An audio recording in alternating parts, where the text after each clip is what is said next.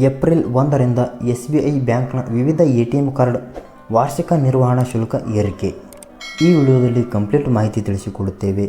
ವಿಡಿಯೋವನ್ನು ಕೊನೆಯವರೆಗೂ ನೋಡಿ ಮತ್ತು ಚಾನಲ್ಗೆ ಹೊಸಬರಾಗಿದ್ದರೆ ಸಬ್ಸ್ಕ್ರೈಬ್ ಆಗಿ.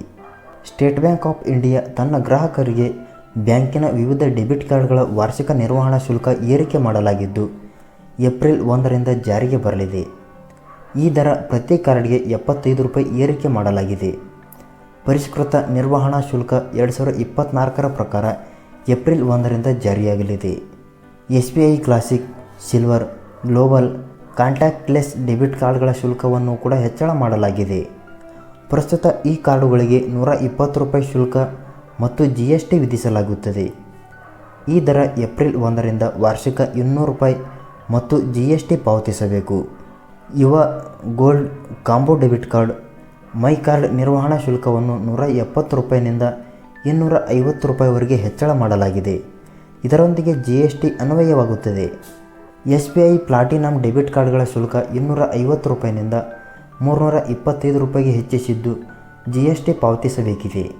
ಪ್ರೈಡ್ ಪ್ರೀಮಿಯಂ ಬಿಸಿನೆಸ್ ಡೆಬಿಟ್ ಕಾರ್ಡ್ಗಳ ವಾರ್ಷಿಕ ನಿರ್ವಹಣೆ ಶುಲ್ಕವನ್ನು ₹350ನಿಂದ ₹425ಗಳಿಗೆ ಹೆಚ್ಚಳ ಮಾಡಲಾಗಿದ್ದು ಎಲ್ಲ ಶುಲ್ಕಗಳಿಗೂ ಪ್ರತ್ಯೇಕ GST ಅನ್ವಯವಾಗುತ್ತದೆ.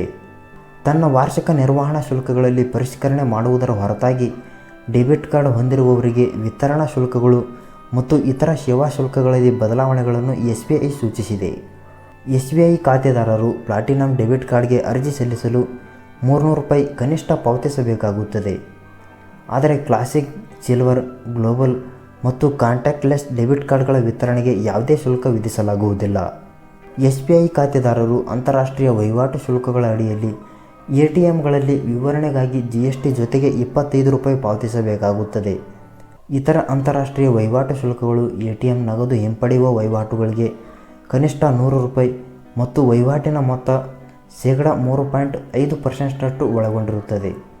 ನಕಲು ಪಿನ್ ರೀಜನರೇಷನ್ಗೆ ₹50 ಹಾಗೂ GST ವಿಧಿಸಲಾಗುವುದು.